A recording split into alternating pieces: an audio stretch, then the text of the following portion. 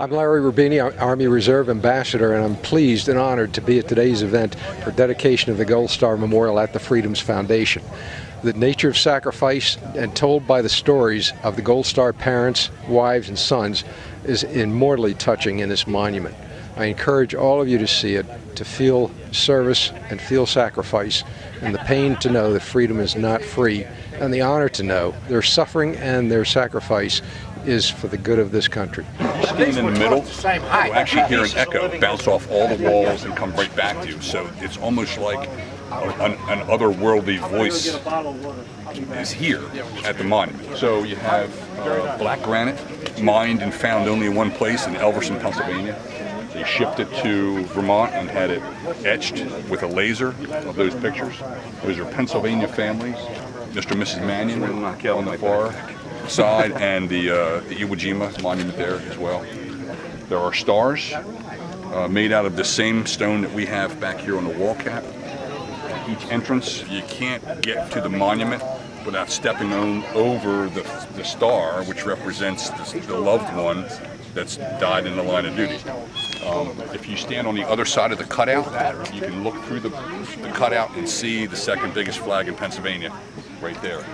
The sun travels across the sky like this, so it will always perpetually shine through the missing soldier formation that's there. So there's a lot of symbolism with the way the monument is constructed.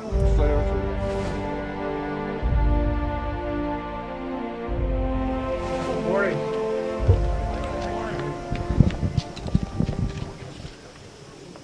My name is Michael Diesso. I'm the President and CEO of the Freedoms Foundation. I'd like to welcome all of you to our beautiful campus and for the dedication of the Pennsylvania Gold Star Families Memorial.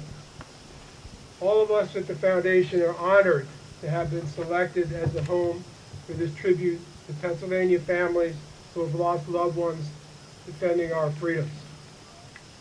And today's a special day, and many of you know that annually since 1982, on this day, September 21st, it's International Day for Peace, and it's observed all around the world. It's a day devoted to strengthening the ideals of peace, and this memorial symbolizes and will be a constant reminder that the men and women who made the ultimate sacrifice did so that all of us can live in a world of freedom and peace. At this time, I'd like to take a moment to recognize some very special dignitaries that we have in the audience today. First off, Medal of Honor recipient Herschel Woody Williams, who we'll hear from later in the program.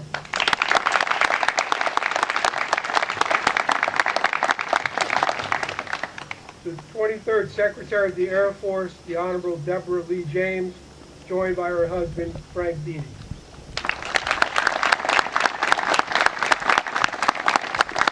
Colonel Daniel Merry, along with his wife Teresa, representing Dover Air Force Base.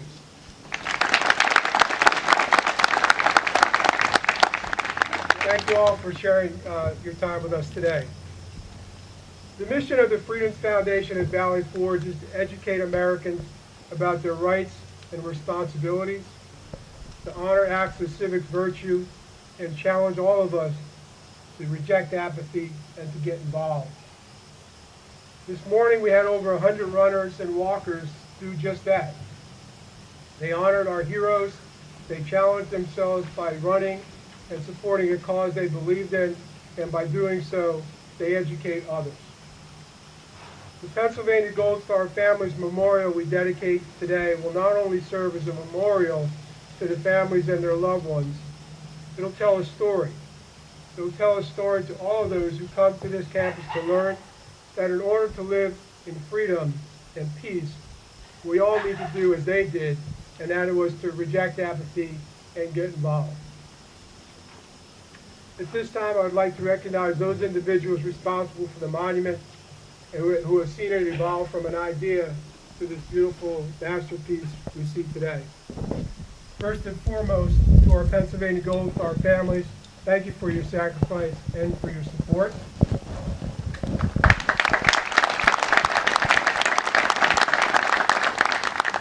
Woody Williams for the visionary behind the memorial. Thank you. Freedoms Foundation board member Wally Nunn, who was responsible for bringing the Freedoms Foundation and the Gold Star Family Memorial together. Wally, thank you. All of our donors, particularly those donors who helped launch this project by committing and supporting us during the quiet phase of the fundraising campaign, including Wally Nunn, CSL Bearing Company, Aqua, Merck. Thank you for your support. And we can't forget those who participated and did the planning and certainly the construction phase, including Chambers & Son, led by Andy Chambers, who brought the design to life. Andy, thank you. Scott for his masonry work, Aquilante Concrete, and Dan Aquilante for the concrete base. Thank you. Earth Care Inc. and Scott Risbon for the sod and topsoil. Thank you very much. Van Valley Contractors and Aiden Myers for the brickwork. Harvard Wood and H.C. Wood for creating this granite memorial. Michael Nolan and Muhlenberg Green Architects. Ludgate Engineering. Retired U.S. Marine Corporal Captain Robert Whalen. Our Schuylkill Township administrators, certainly the Schuylkill Township Police Department, thank you. The Valley Forge Fire Company, PICO, and we have two committees, the Gold Star Family Memorial Committee, thank you very much. Our good friends who represent and take care of the Friends of the Medal of Honor Grove. And finally, the Freedoms Foundation Board, our directors, and our staff.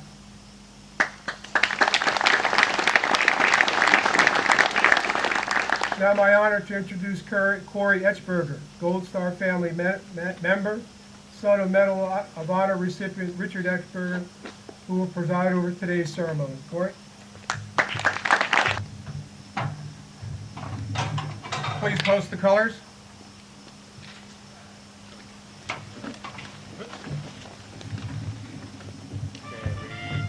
Go.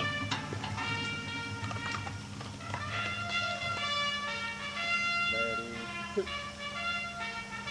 forward, march.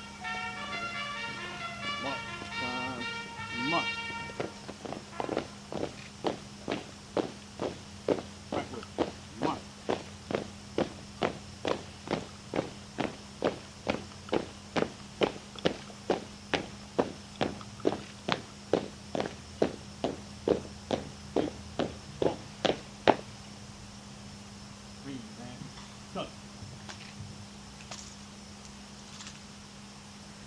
Oh, say, can you see by the dawn's early light what so proudly we hailed at the twilight's last gleaming, whose broad stripes and bright stars through the perilous fight o'er the ramparts we watched were so gallantly streaming, and the rockets rattling, the bombs bursting in air, gave proof through the night that our flag was still there.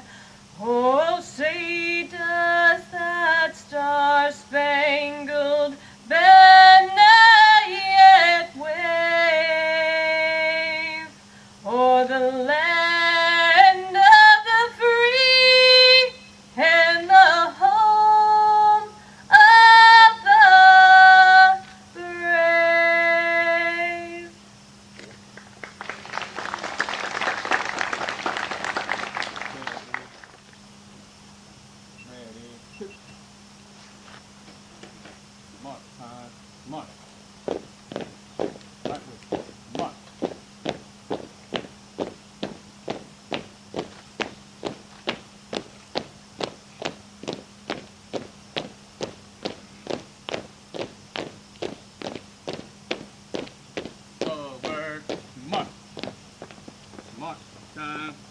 month.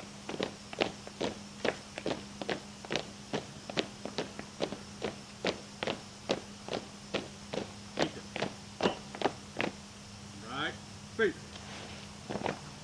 Forward, march.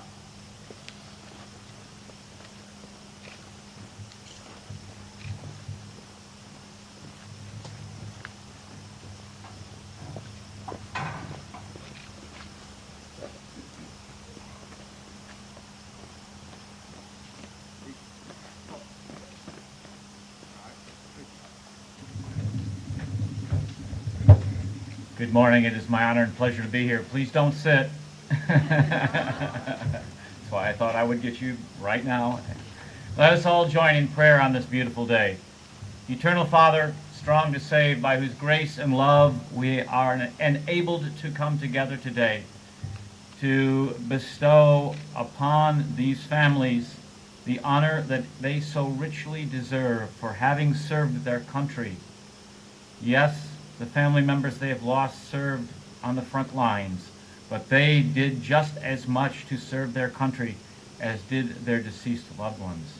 We ask your blessings upon all of us today as we have gathered to honor these families, to honor these beloved deceased, and to honor our beloved country. We ask your blessings upon us in your holy name. Amen.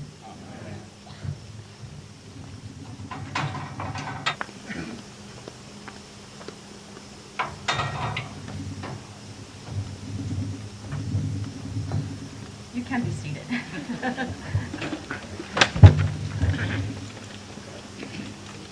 Good morning. I'm Rhonda Worthington, American Gold Star mom, here along with my proud Gold Star family, a fallen hero, Navy SEAL Eric Schellenberger. On behalf of my local North Penn, Ambler, and Lehigh chapters, and all Pennsylvania Gold Star families, a heartfelt thank you to all for thinking of, remembering, and honoring our families with this beautiful memorial. There are never enough thank yous. As our proud soldiers leave their homes to serve our country, with their hugs and kisses, families say their I love yous. Be safe. See you soon.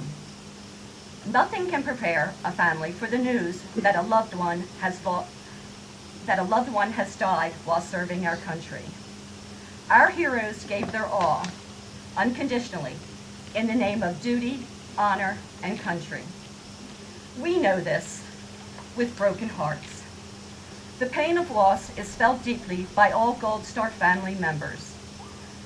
Wives, husbands, sons and daughters, moms and dads, grandparents, brothers, sisters, adopted and blended family members. All family members, aunts, uncles, cousins, turn to one another with open-hearted offers of support and love. Support messages from fellow warriors and friends are comforting. Family life continues, but in a reserved, different way. Nothing can erase the pain. Keeping the memory and legacy helps ease the burden. It was at Valley Forge that American resolve, bravery, courage, and patriotism was brought together.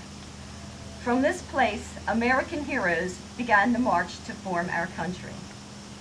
Here, at the Medal of Honor Grove at Freedom's Foundation at Valley Forge, American heroes are honored, lessons are taught, and history is made.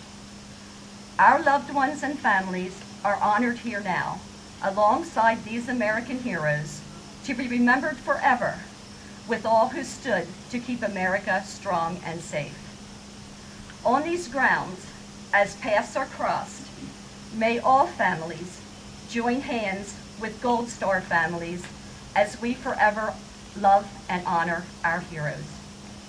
Thank you. I'd like to introduce Gold Star sister Linda Ludgate.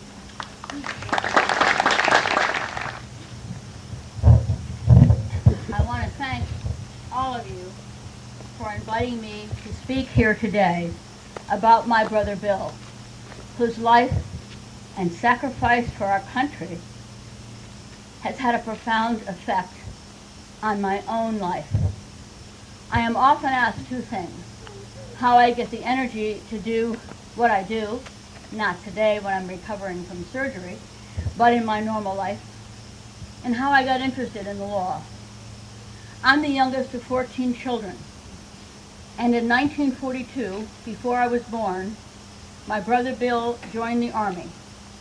Bill wanted to fight for his country and join his two older brothers, Bob and Norman, who were already in the European theater. Bill was almost ready to graduate from Cornell, the first one of us to go to college, and was accepted at Cornell Law School. He died during the Battle of the Bulge on January 3rd, 1945. Even though I was very young, I remember the day my mother put the gold star in the window. And I remember as well the day in 1947 when his body was brought home to be buried. The pain my parents felt that day remains in my heart. It's interesting because I know many stories of my brother Bill, but I don't remember him. When I was 18 years old, I was a teller at a bank in Rochester, New York, and a man came in my teller line and began to talk with me. And I thought it was unusual because most banks don't want you to talk to people. He was apparently a Rochester politician and also the senior partner of the firm my brother had clerked with. With tears in his eyes, he told me of what a wonderful lawyer my brother would have been.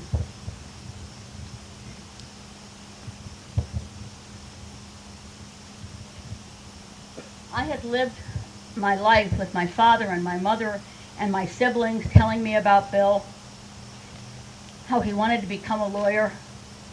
And to be honest, I was probably in my first year at Temple before I realized that my strong desire to become a lawyer was born on that cold day in 1947.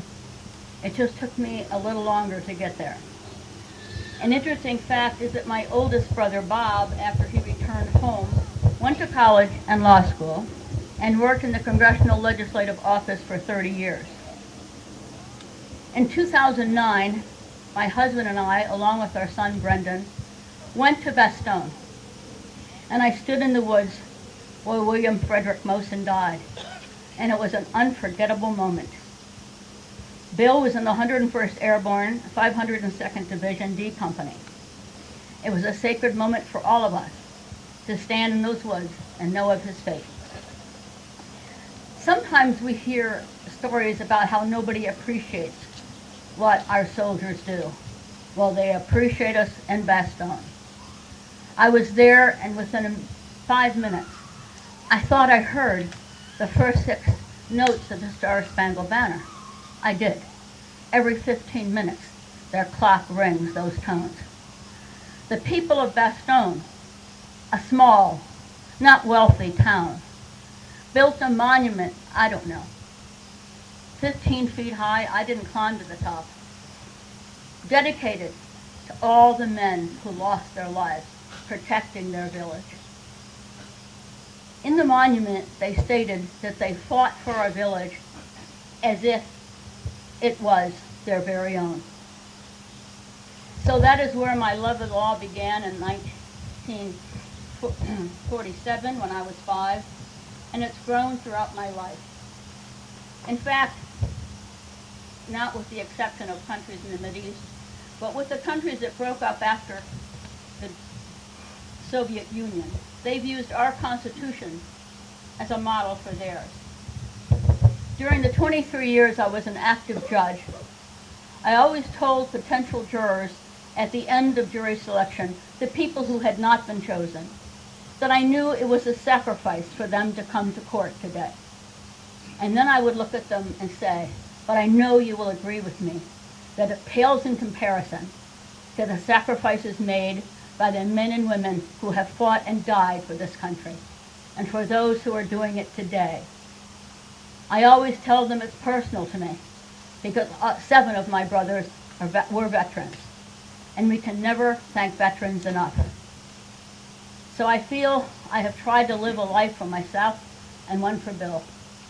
Thank you again, and for all of you out there who are veterans, I thank you.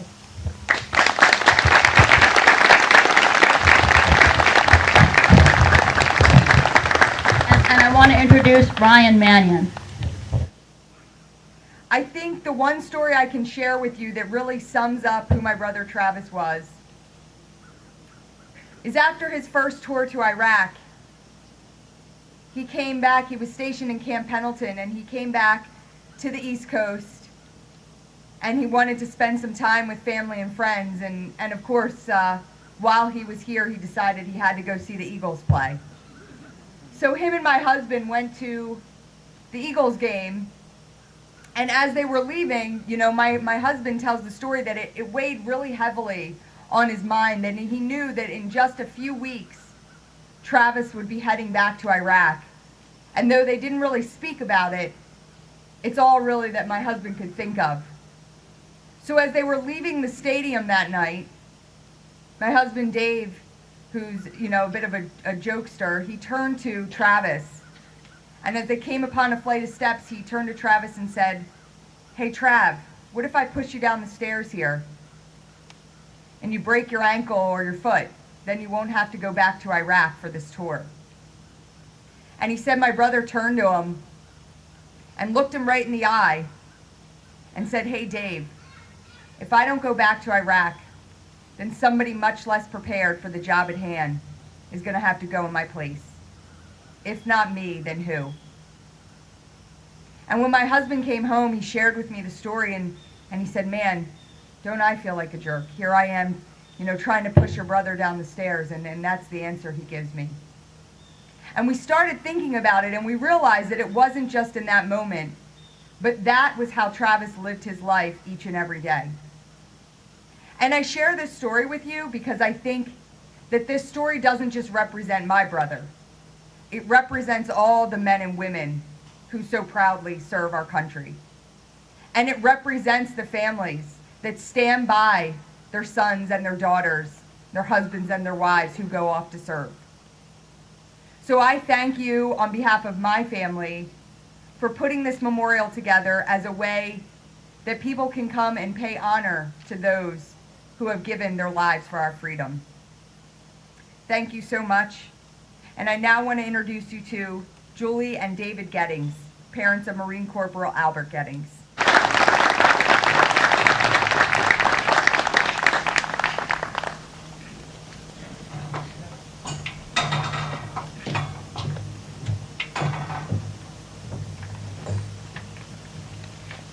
My last words to my son before he left for Iraq was, "Albert, don't be a hero." He looked at me and aside like, "Are you kidding me?" He just gave me that look, you know, that a son would give his mother, like, "Are you kidding me, Mom?" And he never wanted any recognition for anything. He just said to me, "Mom, it's my duty. I'm doing what everyone else is going to do. Serve their country." So when that knock came on our door January 5th of 2006,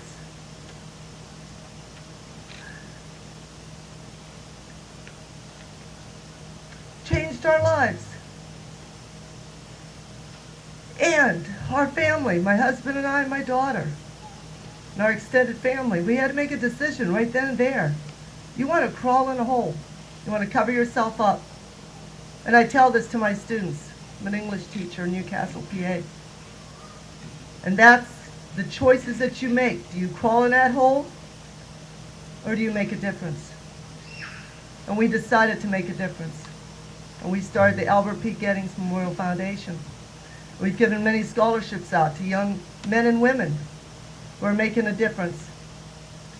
So I want to thank you for this memorial, because I feel it represents not only our loved ones, how they made a difference, but how we can continue to help others in their memory as a Gold Star family. Thank you.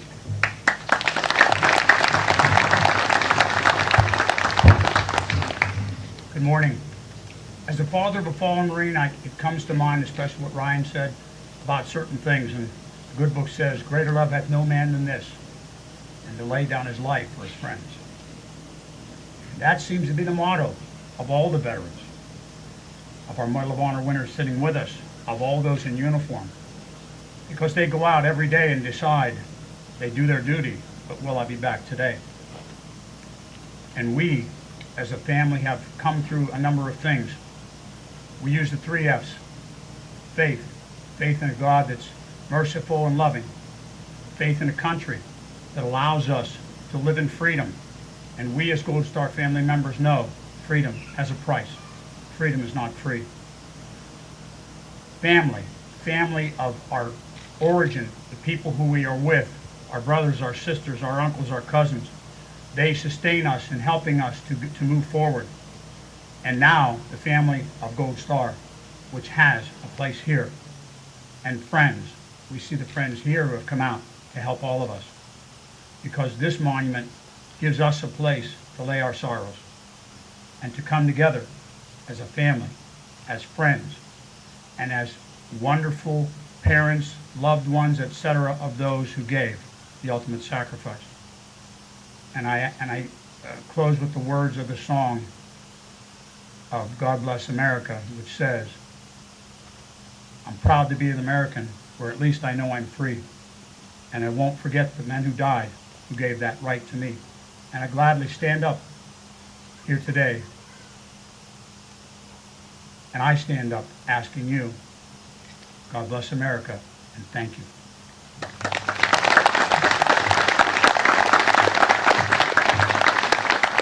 And our next Gold Star family, Harry Price, father of Navy Commander Job W. Price.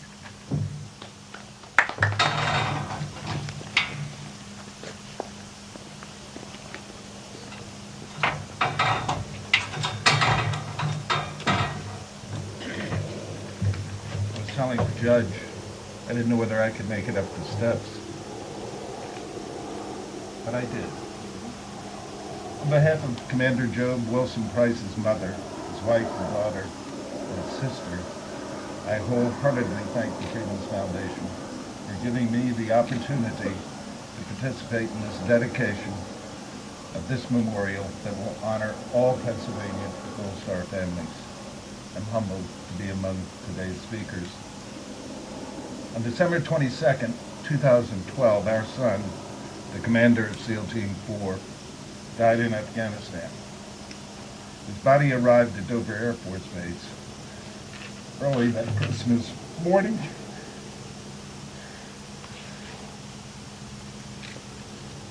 I haven't spoken about him, and I'm sorry.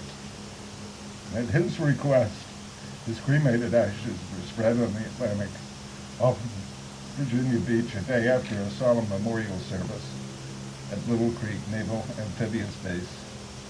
The Navy announced his death as a possible suicide, although all who knew him thought that not possible or believable.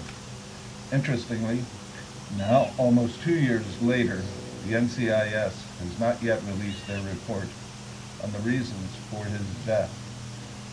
Many plaudits have already been written about my son as a unique and exceptional person. So today I'm going to concentrate on his military accomplishments, an excerpt from a letter he wrote to his wife while serving one of his tours in Iraq. Loosely paraphrasing a quote by Goethe, "It is the deed, not the reward," which was a tenet Job adopted and followed in living his life. I'm going to therefore stress his deeds and say just a few words about his awards and honors.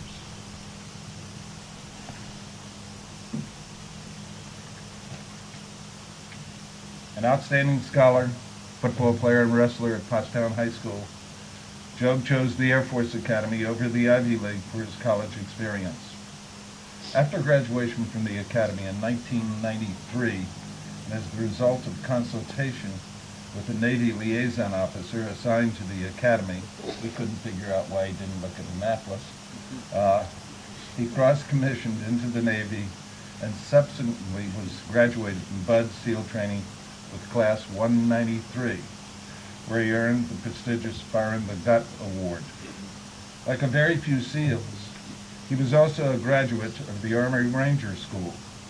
I don't know what he was thinking going through Buds and then Ranger School. It was Class 1097. Believing the future military U.S. military operations, especially within the special operations community, would emphasize inter-service cooperation. He had thus earned some cachet with the Air Force, the Army, and the Navy, including the Marines. During his more than 19 years as a SEAL, Job was assigned to SEAL Team 4, SEAL Team 2, Navy Special Warfare Unit 10, U.S. Special Operations Command Central, and U.S. Naval Forces Central Command.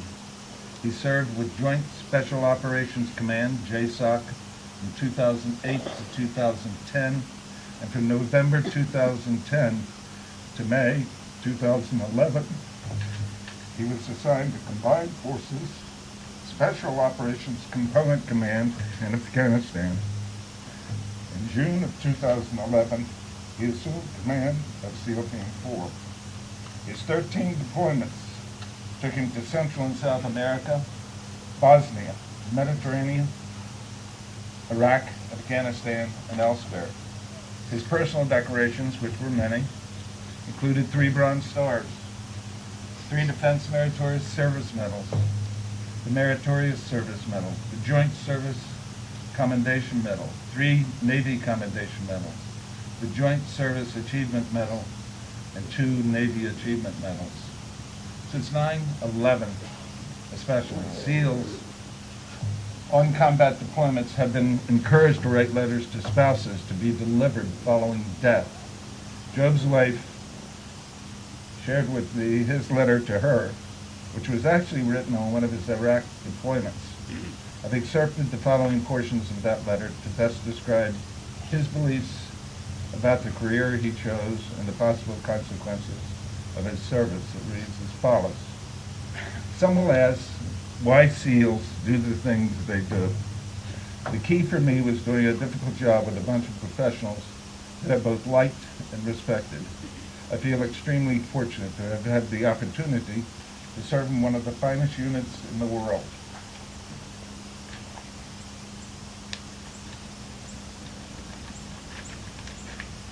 Please let everyone know that I've never been more proud of the U.S. military than during the last few years.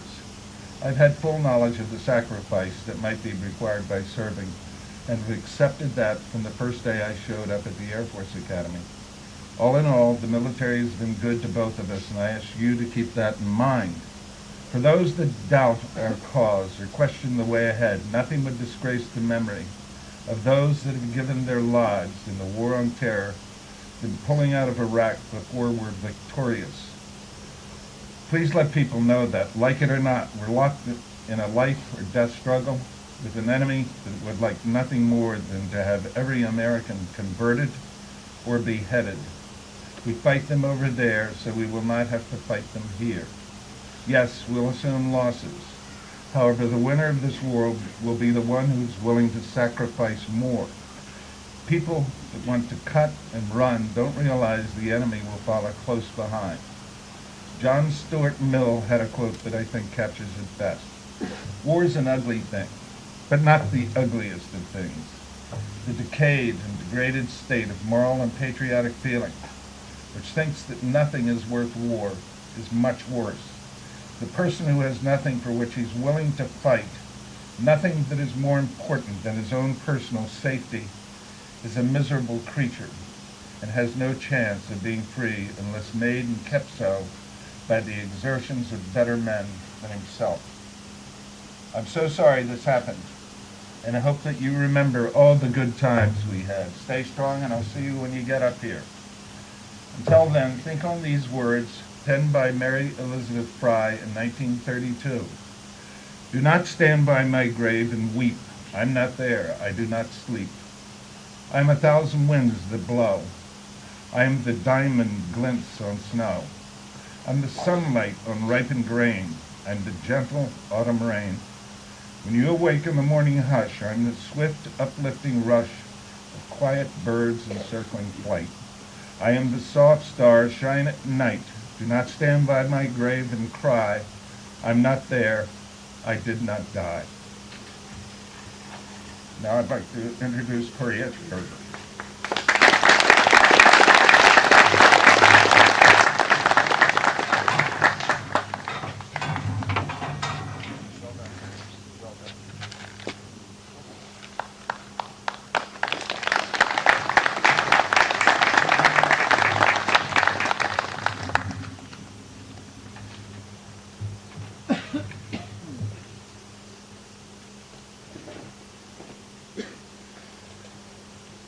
Linda and Harry, Rhonda, Ryan, David, and Julie, thank you so much for being here. Welcome everyone to the birthplace of freedom. I'm sure that my fellow Gold Star family members will agree with me that nobody wants to be a Gold Star family member, but once you are one, you could not be more proud. I view each of the loved ones that we have lost as each of our stars. My father, Air Force Chief Master Sergeant Richard Etchberger, killed in Laos in the Vietnam War in 1968, is my star. There are pictures of the missing stars from each of the families who have shared their stories today at the entrance to each of the brick pathways. I would like to take this time to tell you about this memorial, the symbolism, and the messages we are trying to convey. We wanted the memorial to reflect the contribution to our nation from Pennsylvania's families. As such, our committee is formed from Pennsylvania Gold Star family members. Contributions came from local Pennsylvania American Legions, VFWs, private individuals, private companies, and a fifth-generation Pennsylvania monument craftsman ordered and set the monument. The Pennsylvania granite was quarried just 20 miles from here. All of the concrete, brick, stonework, sod, landscaping were all done by local Pennsylvania contractors. All of them very generously donating time and materials. This monument is the result of Pennsylvanians coming together. Fellow Gold Star family members, let me take you on a tour of the monument. As the sun, the largest star in our galaxy, rises in the east, it strikes the monument and stays on the monument until sunset. You can clearly see that the backside of this memorial is dedicated to us, and it also shows the cutout of our missing star, our loved one, who salutes the second largest flag on the East Coast.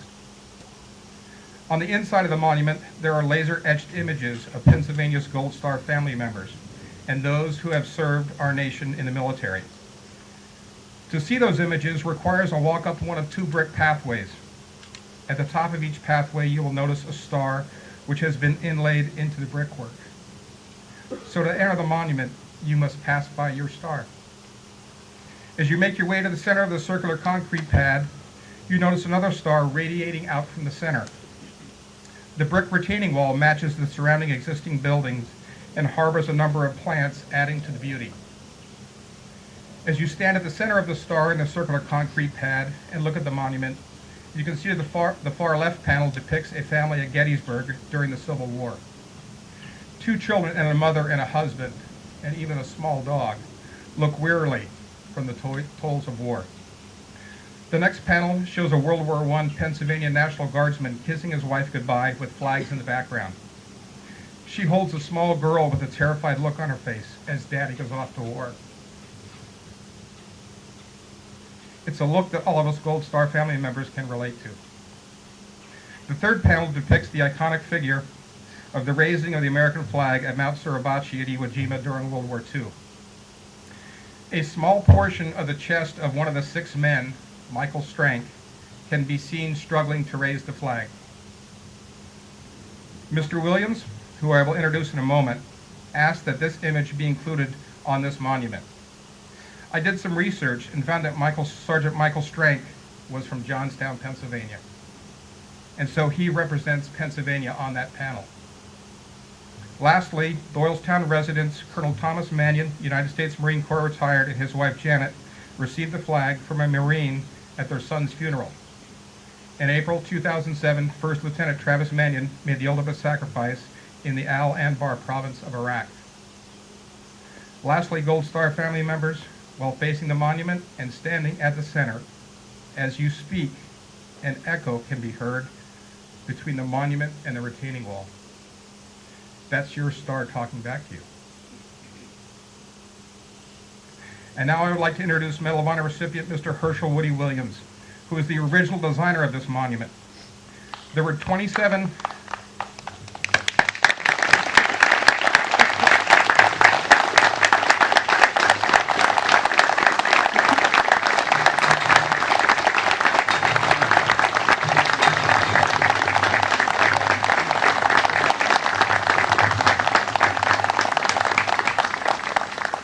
There were 27 Medals of Honor awarded during the Battle of Iwo Jima during World War II, and Mr. Williams is the last surviving recipient from that battle.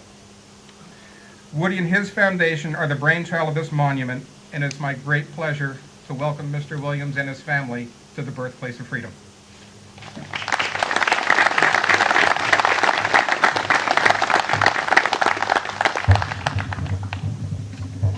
Thank you very much, Corey. Probably the most wise thing I could do is to shut up and sit down. After the testimony of the Gold Star families, it touches every heart, causes great emotions not only in them but in us. And there's no way really, other than a monument, that we can say, thank you for your sacrifice.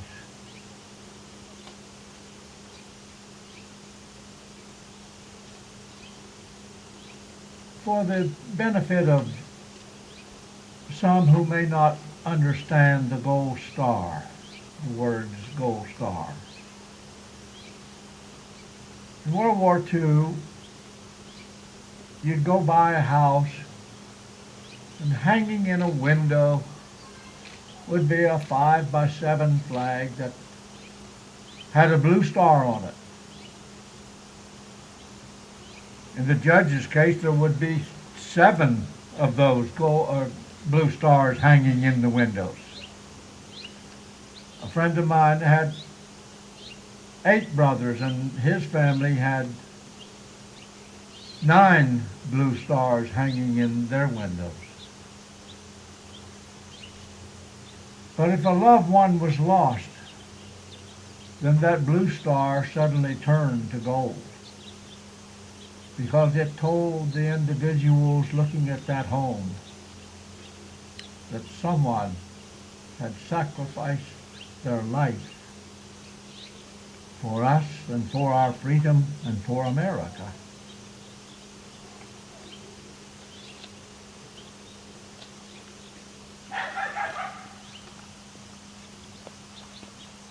Excuse me, my emotions are running extremely high. I had a very good friend that I grew up with, Leonard Brown, lived about a half a mile from me. We were in the country. We didn't measure by blocks. We measured by miles. And Leonard was a little taller than me and longer legs and longer arms, and I never could whip him. I tried a few times and lost. But I wanted Leonard to go in the Marine Corps with me, and now he wanted to go in the Army Air Corps. So Leonard went his way, and I went to the Marine Corps my way. Our paths never crossed again because Leonard got to become a crew member on a B-25 that ended up in India. And they were flying across the hump to China to deliver supplies. And Leonard's plane disappeared. Mr. and Mrs. Brown received the usual telegram telling them that Leonard was missing. And then no other word. That happened in 1944, and I got home in late 1945. I went to see Mr. and Mrs. Brown, and they were still grieving, and they were living day by day just praying that some word of Leonard would come. And it never did. And for 7 long years, Mr. and Mrs. Brown had no word of what happened to Leonard. And eventually the War Department that we had back at that time notified them that Leonard would not be coming home. You and I, who have never suffered or grieved in that way, we can't really relate to that. There is no other comparison that we can make. And today, this memorial, and we pray there will be many in this great country of America that will pay that tribute and that honor to those families throughout America, because every community have Gold Star families in them. And as I said, this is the only way that we as the American public can express in some form our appreciation for that sacrifice.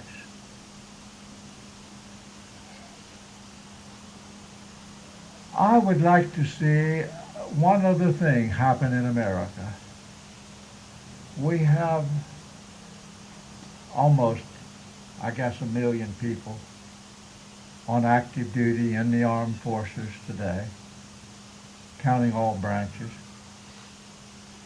But you can't look at a home today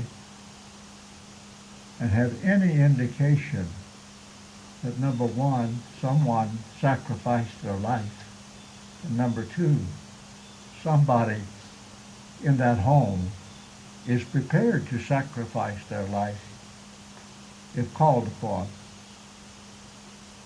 I'd like to see somebody smarter than me come up with some kind of symbol, some kind of a recognition that would say, hey, I got somebody serving America right now. I think it would make a tremendous difference in our love of country, in our appreciation for our freedom, and to let others know who have never experienced that, hey, I don't know all the answers. I'm certainly, I don't have an IQ. In fact, I don't think I have any at all. I looked for it and couldn't find it.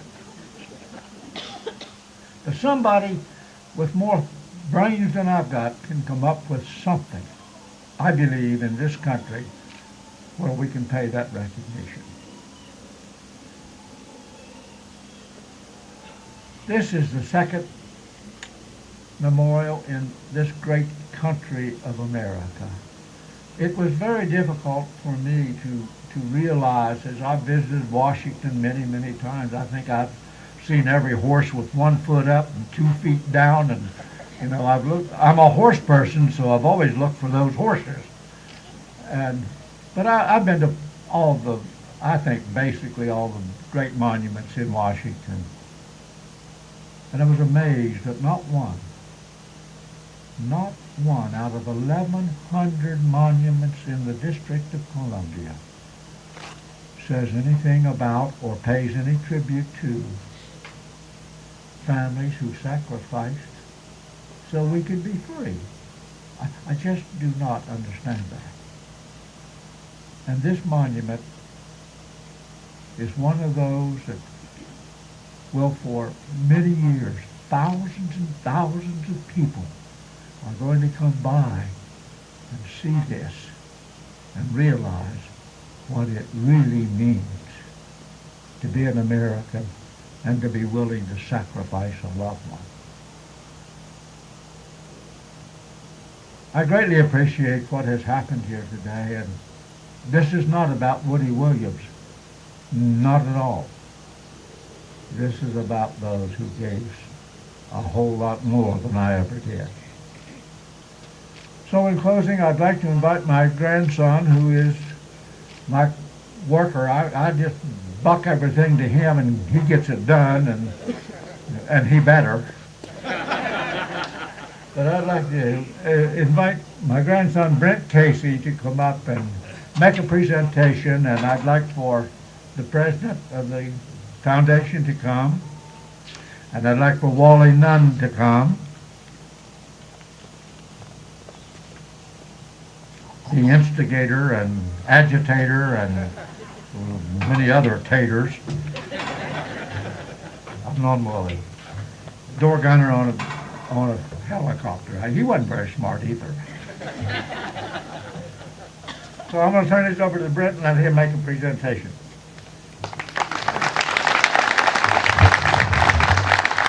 Well, on behalf of the Herschel Woody Williams Medal of Honor Foundation and the board members that have traveled to be here with us today, we are certainly grateful for the opportunity.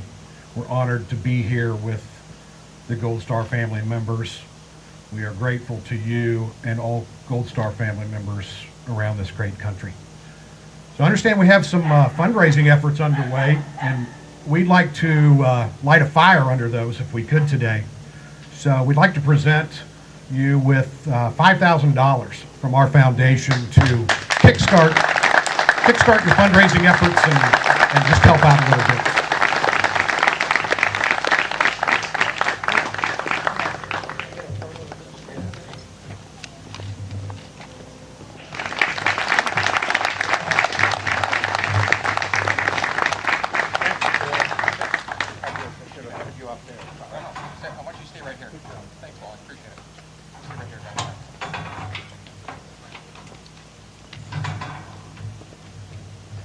So if Linda and Harry and Rhonda and other Gold Star family members up here, Ryan, Julie, and David will join myself and Woody. We're going to cut the ribbon on the memorial.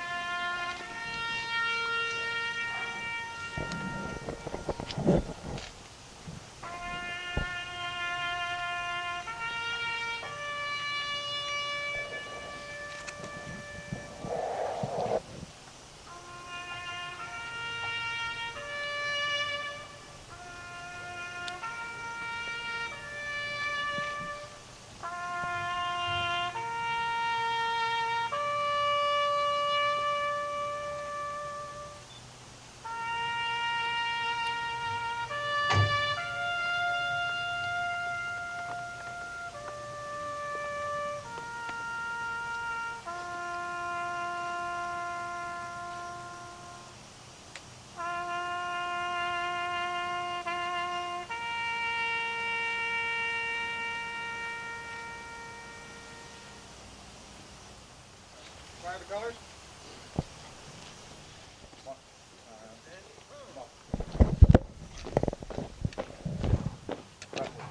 Come on.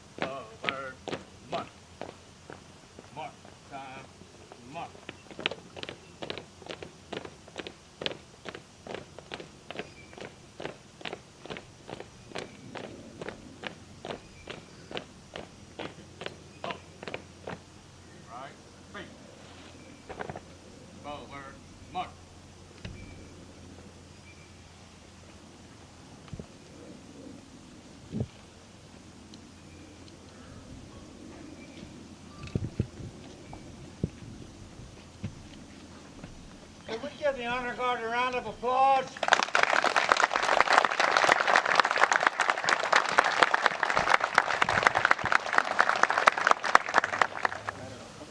And now for a closing hymn.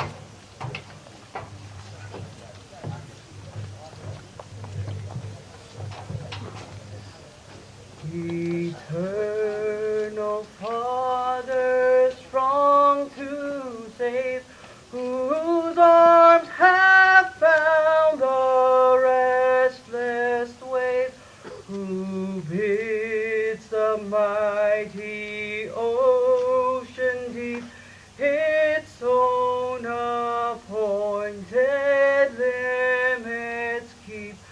Oh, hear us when we cry to thee for those in peril on the sea. O Christ, the Lord of hill and plain, o'er which our traffic runs amain, o'er mountain pass, o'er valley low, wherever, Lord, our brethren go, protect them by thy guarding hand from every peril on the land. O Spirit, whom the Father sent to spread abroad the firmament, O wind of heaven, by thy might save all who dare the eagle's flight, and keep them by thy watchful care from every peril in the air. O Trinity of love and power, our brethren shield in danger's hour, from rock and tempest, fire and foe, protect them wherever they go. Thus evermore shall rise to thee glad praise from air and land and sea.